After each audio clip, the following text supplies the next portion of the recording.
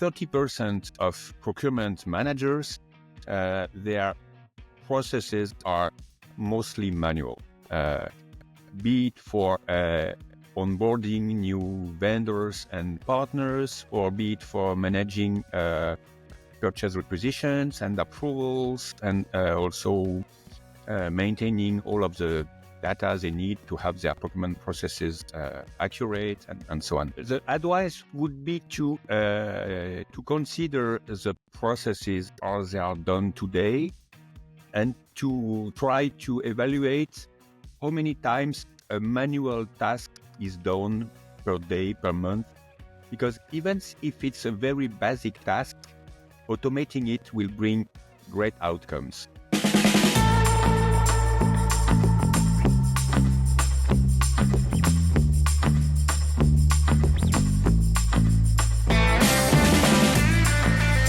Thanks so much for joining another edition of the Never-Ending Climb for a Stronger Supply Chain and Procurement for companies running SAP. Today, we have the pleasure of being joined by Pierre Col. And Pierre is a longtime RPA expert, was part of a company that was acquired by SAP that brought a lot of that SAP RPA capability that we know today, and is now a senior director with product communications for SAP Bell. Pierre, thank you so much for joining us today. Thanks a lot for having me, Sean. A pleasure to be here. We'll see.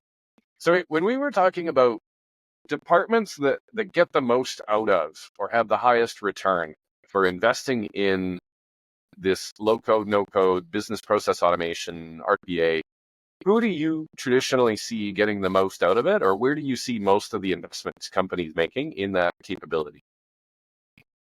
I would say the department who invested the first in RPA and transformation was finance at the beginning. And it's still, we still have a lot of users in finance. But then the RPA and transformation adoption has broadened to other departments, such as HR and also procurement, for sure. Oh, right on. So let's dig into procurement, because I think there's been a lot of studies on where the manual work is. What would you share with folks about where there's often either manual work or opportunity, maybe some of the use cases that you see in procurement most frequently succeeding? Yeah, SAP have made research on procurement processes, and this research have shown that about for 30% of procurement managers, their processes are mostly manual, be it for onboarding new vendors and partners, or be it for managing purchase requisitions and approvals, and also maintaining all of the data they need to have their procurement processes accurate, and so on. Yeah, there's some pretty big, very complex processes that touch a lot of people. That whole intake and orchestration topic is pretty hot these days.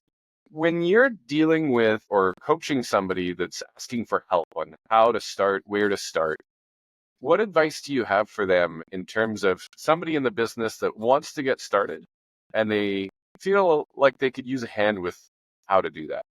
The advice would be to consider the processes as they are done today, and to try to evaluate how many times a manual task is done per day, per month, because even if it's a very basic task, automating it will bring great outcomes.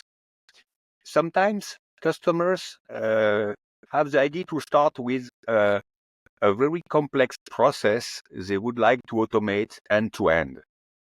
And it's not the best way of adopting process automation. The best way is really to select maybe a few parts of a process that are manual and that are done 1,000 times per month. And if you automate them, you have a huge efficiency increase. Yeah, I think that death by 1,000 cuts is exactly where that automation really plays out.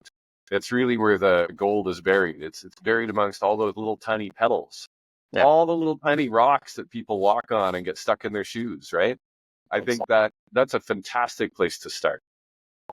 When you think about areas, if there's maybe an area where you've seen somebody start something in business process automation and something where you often see something go a little bit sideways that is an avoidable or a common mistake, what would you offer for folks that have a pothole that we want to make sure that they avoid?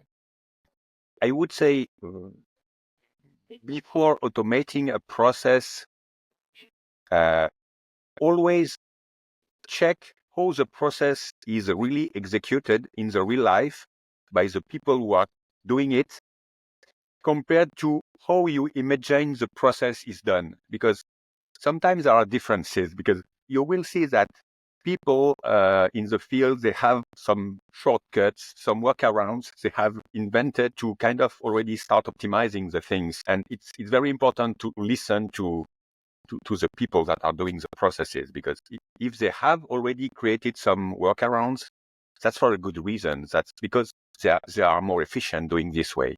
It's important to consider the process as it is today, and maybe to improve it a bit before automating it. Yeah, I love that, because there's often, we talk about AI and how it can hallucinate, but often there's leaders that hallucinate how the work is really done.